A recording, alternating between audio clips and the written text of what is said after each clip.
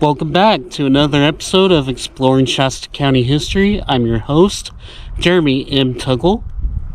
Today, out here in beautiful Shasta County, California, at a very historic site, the old gold mining town of Texas Springs. Pretty much nothing left. It can be considered a ghost town. Very few relics remain. There is a street that retains the name of Texas Springs, and the Texas Springs Rock Quarry, which is just beyond this fence here, on what is now a wildlife refuge, and there is no trespassing signs. This is the Texas Springs Rock Quarry. A lot of that rock is kind of like what's on the ground right here in front of me. There is somewhere out here the Texas Springs Cemetery. Very few burials remain there. This rock that you see dredged up on the other side of the fence here, there's the fence. That's the quarry right there.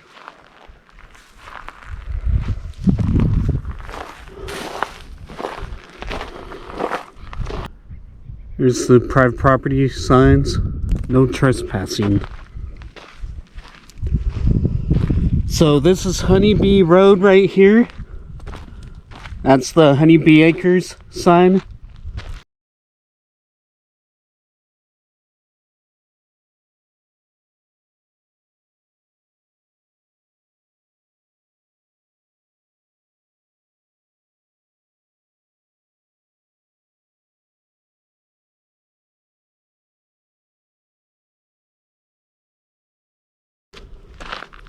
Private property pretty much all surrounds this intersection here where the town site was, pretty much. Mostly running along these flat surfaces that you see here in the area. But coming up,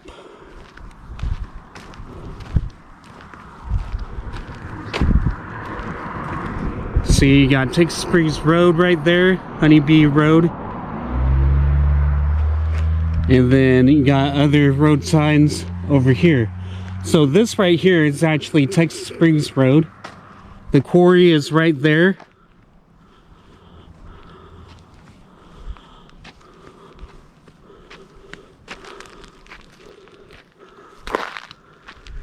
And this is Texas Springs Road, which retains the name of the mining town that was here.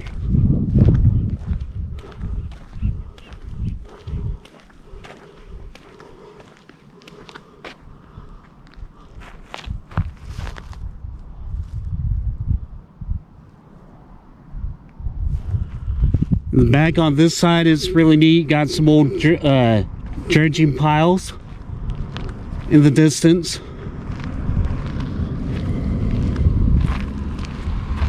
There's one of them right there. Hopefully you can see that. I'll try to take a photo of it and add it in. But this is Texas Springs.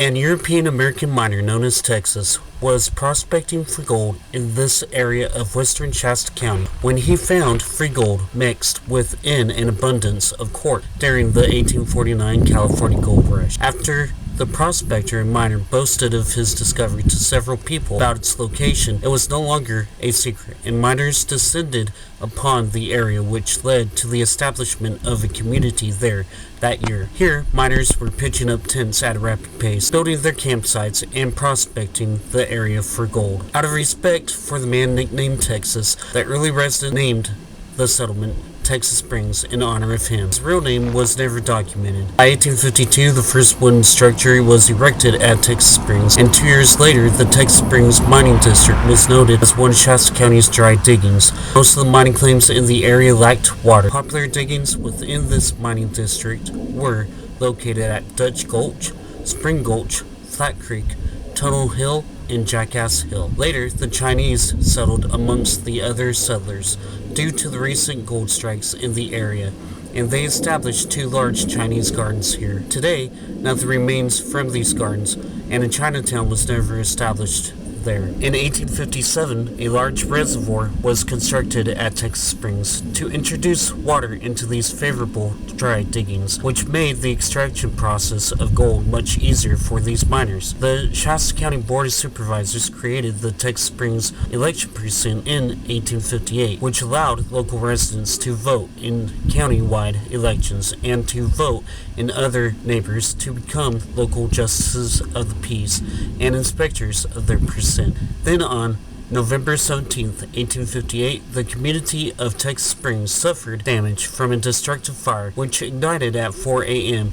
in the cellar of John Gilson's large frame building, which was rented and occupied by Peter Chanda as a billiard saloon and boarding house, which destroyed that structure. The destroyed structure was located on the south side of the William Will and Brothers General Grocers building. Residents immediately put together a fire brigade and saved the Will building. The William Will and Brothers General Grocers main headquarters were situated at Middletown, with branches established at Horsetown and Texas Springs. Their Texas Springs branch was supervised by David Weil, W-E-I-L. They sold general groceries, provisions, liquor, and clothing. However, the north wind which blew through the area at that time fueled the fire to extend south, burning the residence of Thomas Hart and his blacksmith shop, and the Weston family residence. While most of the boarders in the Chanda boarding house escaped unharmed, they lost all of their belongings, except the nightgowns they were wearing that morning. A pony belonging to a local resident named Newton Dale was tied to the Gilson building, which was killed during the blaze. Peter Chanda failed to exit the stairs in time inside, and Chanda jumped from a window of the second story, injuring himself once he landed on the ground. Chanda estimated his loss from the fire at $2,000 with no fire insurance carried. It wasn't known if the owner of the building, John Gilson, carried any fire insurance at all. Over time, the community of Texas Springs rebuilt their structures. Another new establishment that year was the Wright Bedford & Company General Merchandise Store at Texas Springs. This local business was a family-operated affair owned by newcomers Ewell L. Wright and his son Jeremiah Jerry Pearson Wright, and Ewell's son-in-law John F. Bedford, along with Bedford's brother-in-law John McCarley. This store was in competition with William Will and Brothers General Grocers, which was still supervised by David Will. The Wright Bedford & Company General Merchandise Store would later establish a second branch store at American Ranch, now Anderson, after a change of ownership occurred. By 1859, Bennett and Wagner of Middletown established a daily wagon route from Texas Springs to Middletown and Shasta. It brought in a lot of new settlers and visitors to the area. Then in 1860, the first 2 schoolhouses were constructed in the area. 4 years later, the official count of students in the Texas Springs School District equaled to 34 boys and 23 girls, which totaled to 57 students in all. The school district kept both schoolhouse buildings in operation. However, in December of 1869, one of the 2 schoolhouses burned down by accident. It was determined that the teacher failed to fully smother out the fire, and it reignited, catching the building on fire.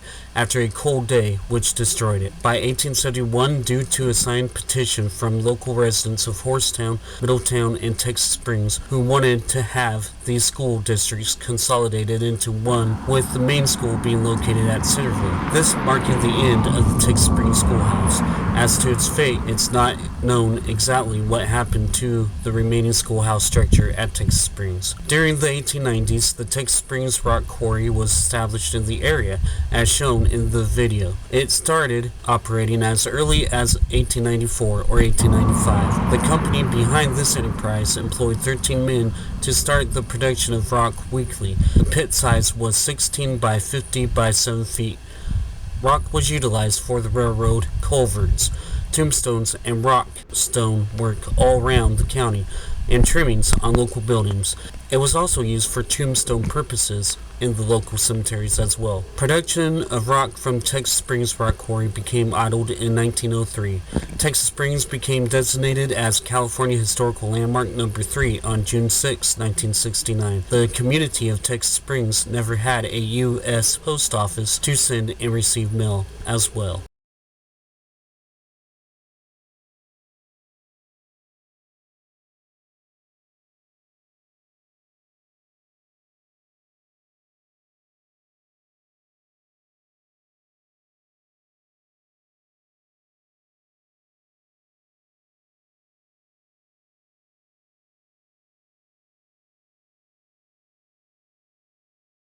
Now, little do people know that on Honeybee Road, next to the Texas Springs Rock Quarry, is this little roadside memorial.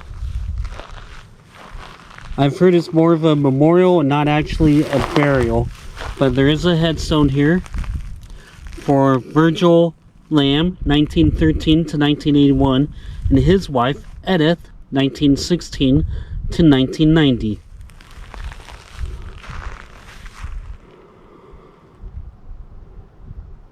It's right here on the side of the historic Texas Springs Rock Quarry.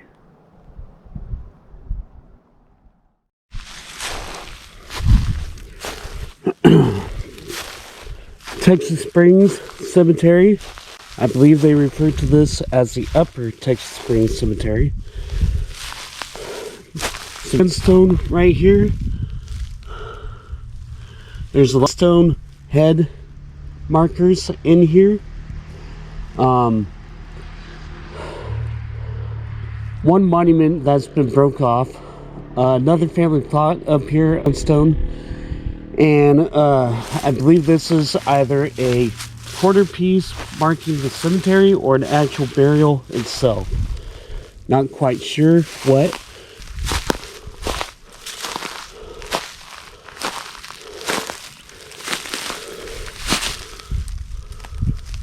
Get my shadow out of the way.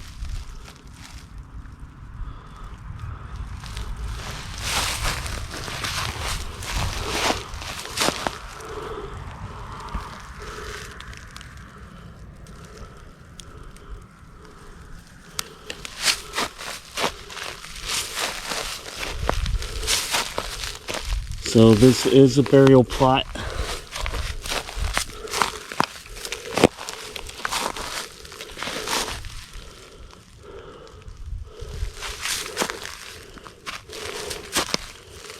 That's looking on top.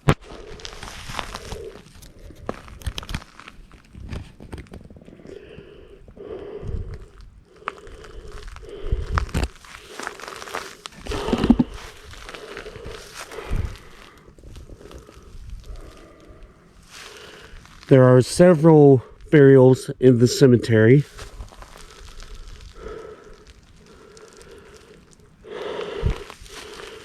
None of these have names or dates on them. According to records, the cemetery dates back to 1856.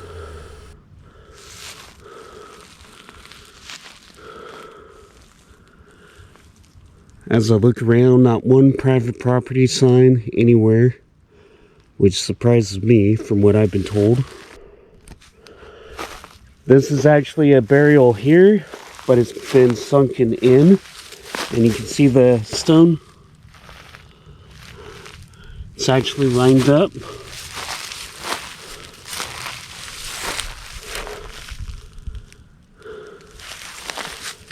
Here's a quarter piece. It goes right there. Back on down, but it's kind of sunk in, this burial. Here's one of the markers. Actually, there's two of them here. I didn't realize this the first time I was here. So somebody had flowers in here at one time.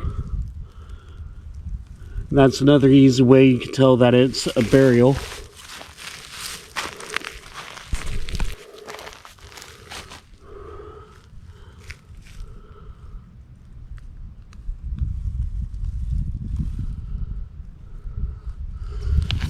So there's one monument. And this might be the same one or a different one. Not sure if that's the head marker there. And this might be a foot marker.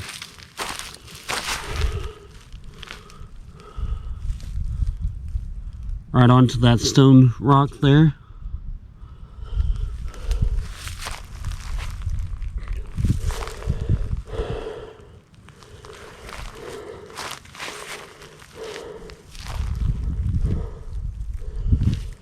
Going back over here, here's another stone marker with flowers. See?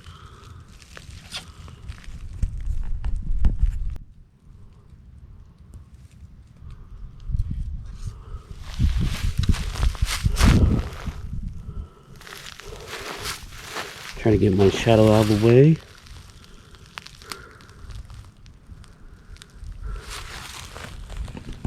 Right over here we have another, maybe family plot, definitely burial. This is all stone.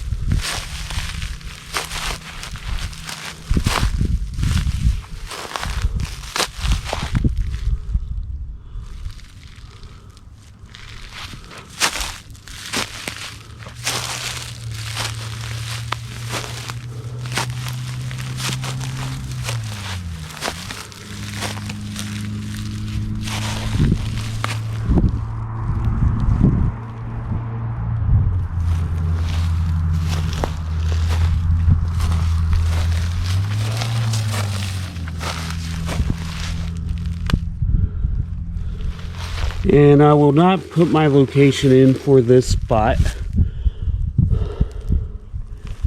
Anyone can easily find it if they know what they're looking for.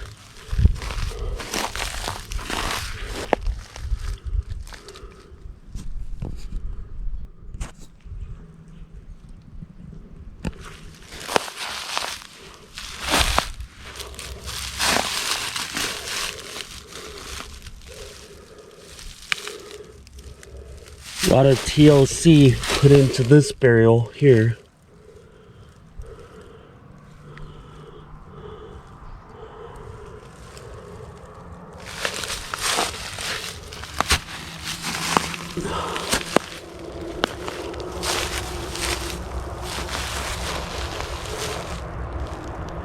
I wasn't trying to be disrespectful by stepping into the plot there, but I wanted to get the detail of the stone in front as well.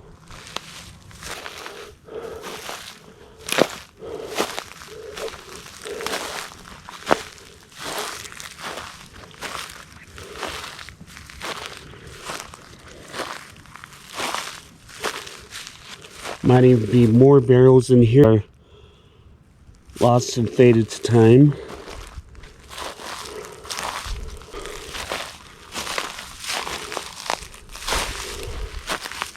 There's more. Might be another burial here.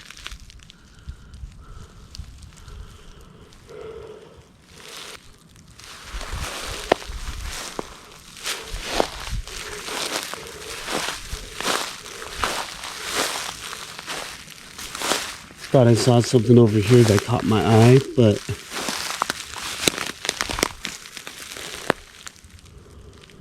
apparently not.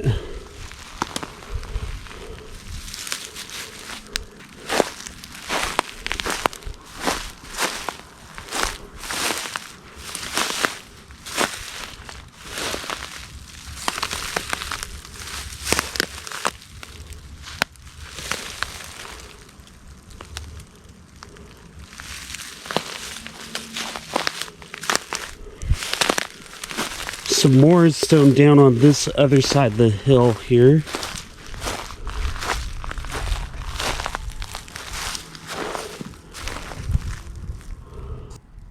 Definitely got a spot that's sunk in here, so there might be another grave burial here.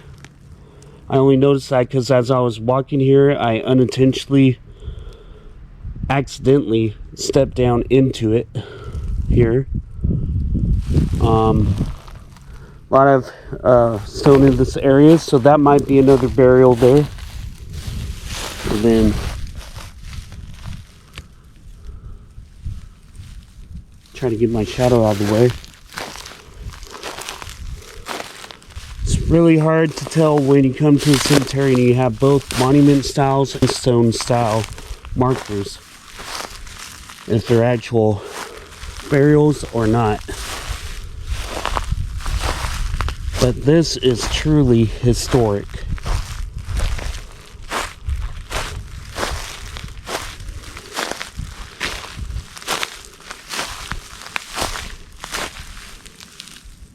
This is actually my first time being here.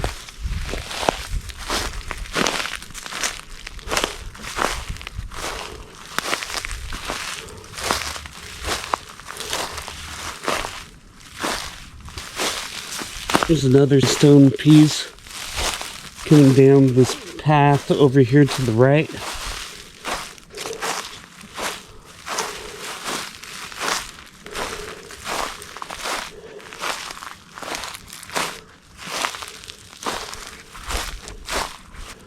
This is the stone piece I was talking about.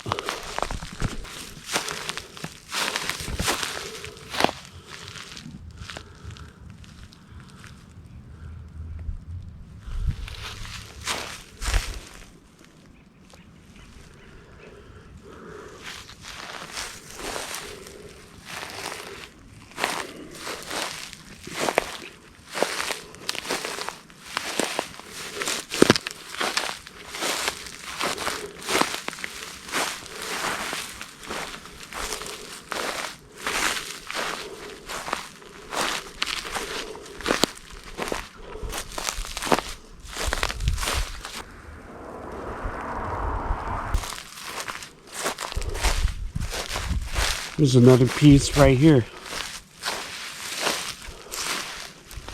Just actually down from the one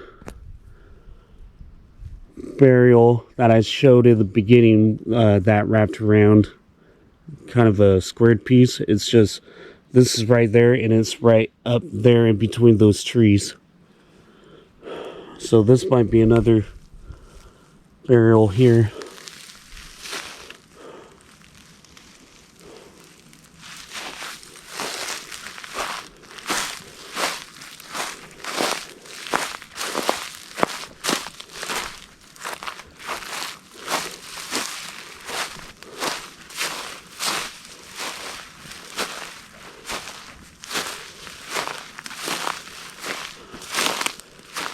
And then here's another one right here at this tree.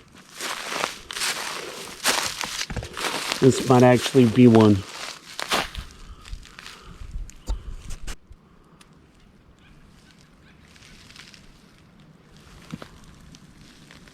Definitely has human intervention.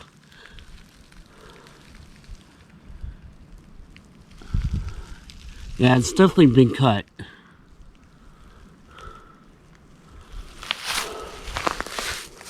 So I'd say that's burial as well.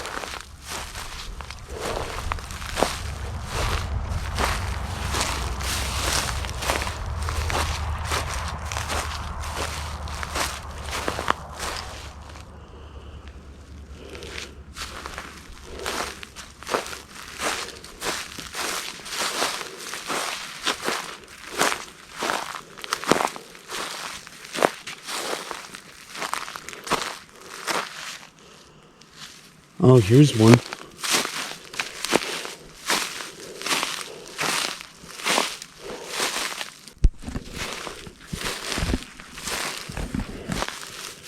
Yeah, this is stone that has been cut. So this is another burial, or maybe property outline. Not exactly quite sure.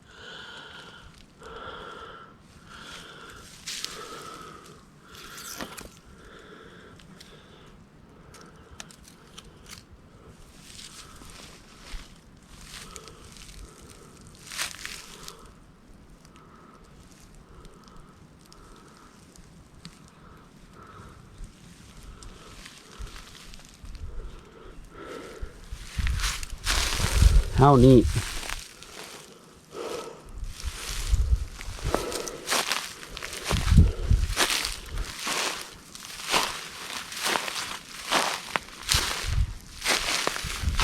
Yeah, this is definitely one here.